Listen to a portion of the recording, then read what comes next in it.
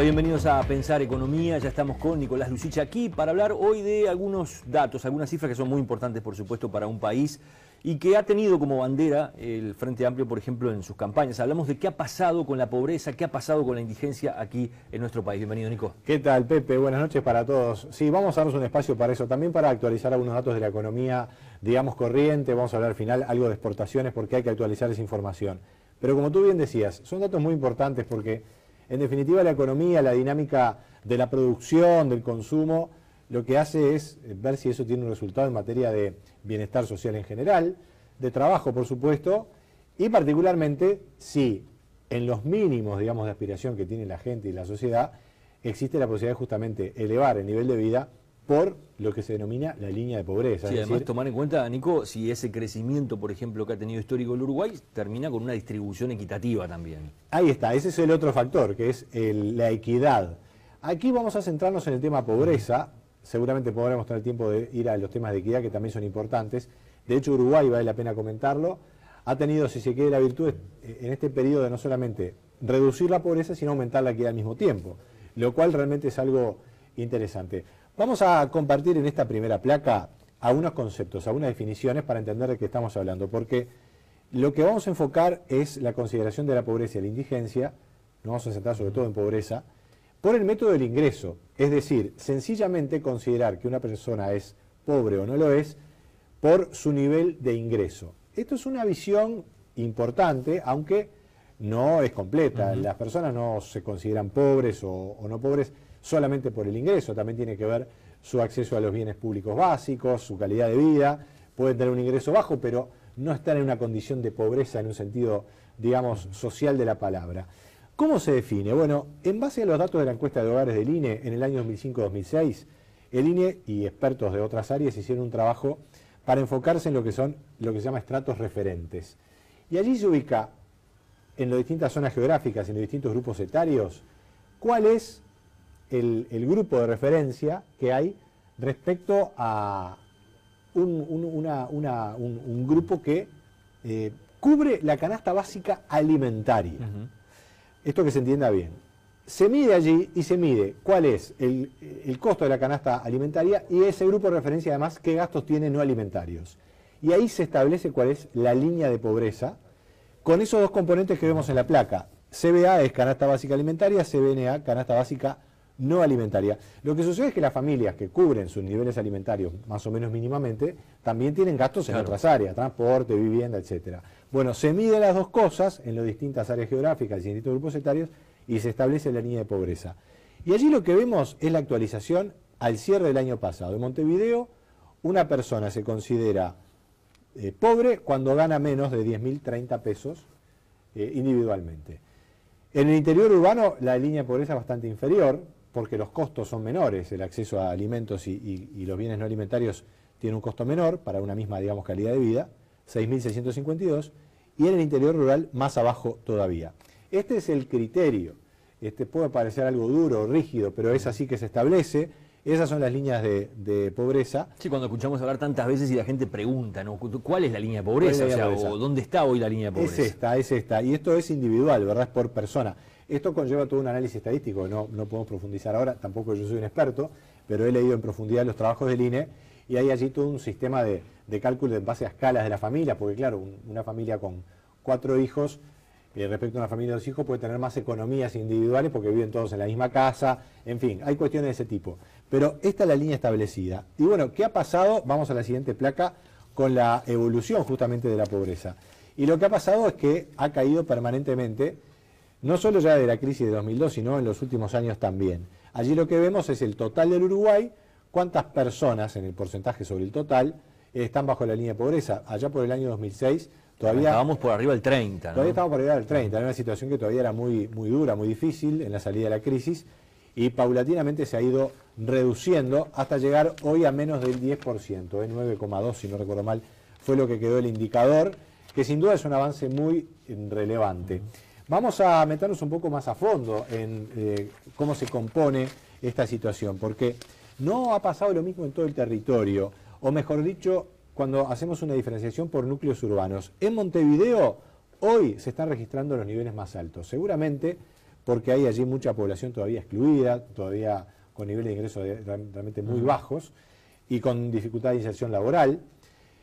Si bien bajó notoriamente en los últimos, bueno, ahí tenemos graficado los últimos 8 años, de 33 a 13%, Montevideo es el lugar donde se plantean los registros más altos.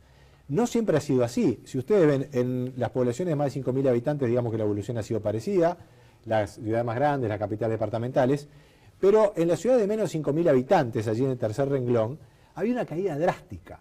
Y eso hay muchos analistas que con estudios lo han adjudicado al vigor que ha tenido el sector agropecuario y también a ciertas políticas que han permitido en pequeñas localidades mejorar notoriamente el acceso a los bienes básicos. Políticas que muchas veces no llegaban a esos lugares, ¿no? Efectivamente, date cuenta, tienes un 43% de pobreza en aquel año y ahora tenés un 9%. Y lo más interesante, o mejor dicho, lo más notorio ha sido la caída en la pobreza rural, estrictamente rural, que ha bajado del 21 a un 3%. Aquí puede haber varios factores. Uno, que efectivamente los niveles de ingreso a nivel rural con el crecimiento del agro han aumentado mucho. Mucha gente, además del agro, ha seguido la salida de gente de vida rural a las ciudades, que se ha ido a las ciudades pequeñas, y eso ha conllevado entonces a estas tendencias. Cayó la pobreza en todos lados, pero sobre todo en algunos estratos o algunas poblaciones. Sí, desde el gobierno se ha dicho, desde el Frente Amplio se ha dicho en estos últimos tiempos que todo lo que ha sido negociación salarial en el sector rural, que se ha implementado hace poco, también ha jugado su papel en esto. Yo diría que es posible, no estoy en condiciones de ponderarlo. Yo me animaría a decir que de todas maneras, directa o indirectamente, lo importante acá es el movimiento de la economía. Claro. Porque estamos viviendo pobreza por el método del ingreso, lo reitero. Entonces, notoriamente hay una justificación económica. Es posible que digamos, la aplicación de nueva legislación para el agro y también la movilización de los trabajadores y ciertos reclamos incida. Pero eso tiene que tener una respuesta, y la respuesta viene del lado de los empresarios, de la gente que está trabajando en el campo de las empresas, de poder responder a eso. Yo esto creo que vale también para el escenario global de la pobreza. También hay una polémica, y tú seguramente la has trabajado, Pepe, en subrayado, y esto se reitera. Bueno, ¿en qué medida esta baja de la pobreza no se debe a los planes sociales de aplicar ingresos a determinadas familias, no solo del MIDE, sino también de asignaciones familiares? Sin duda que tiene una incidencia. Pero yo diría que lo principal es la evolución de la economía y con ella la evolución del empleo, que ha mejorado y por lo tanto ha sacado familias de abajo de la línea de pobreza y las ha llevado para arriba. Lo de los aportes sociales incide, pero la tendencia de fondo es la económica. Y aquí está, si se quiere, el punto más incómodo que todavía tiene el Uruguay, y es lo que se denomina la infantilización de la pobreza. Porque si bien también ha caído la pobreza infantil, la pobreza en la juventud y la pobreza en los mayores de edad, ha caído en todos lados, eso no lo tenemos aquí comparado, pero es lo que ha sucedido, los porcentajes de pobreza en los niños siguen siendo realmente elevados, sobre todo en los más chicos. Lo que marca que en los hogares pobres nacen una cantidad de niños muy alta con respecto al porcentaje nacional. Ni hablar, eso es así, digamos, las tasas de reproducción mayores están en las familias más pobres, y eso es realmente una cosa muy grave desde el punto de vista social. Uruguay, uno no puede pretender que esto cambie de un año para el otro, pero la verdad es que venimos hace muchos años con una evolución muy positiva en general, y ahí todavía hay un problema. Yo lo he hablado con técnicos del MIDES, también con expertos incluso de partidos de la oposición y del Frente Amplio. Bueno, aquí lo que está faltando es lograr traducir todo lo que refiere a los planes más generales de apoyo del Estado, salud, educación sobre todo, que efectivamente llegue a donde tiene que llegar. Y esos son los lugares más difíciles, poblaciones que están excluidas, familias que viven a veces fuera de los circuitos públicos, donde el Estado no tiene una real presencia, barrios marginales de Montevideo particularmente, pero también del resto del país. Y entonces allí hay familias, como tú decías, grandes, con niños en situación de pobreza, y tenemos entonces estos porcentajes. Claro, la pobreza infantil había estado muy cerca del 50% en su momento, casi la mitad de los niños pobres. Esto ha bajado muchísimo, pero aún subsiste. Y lo que llama la atención es que en otros estratos la pobreza se ha caído realmente a niveles mínimos. Puede haber aquí un efecto estadístico.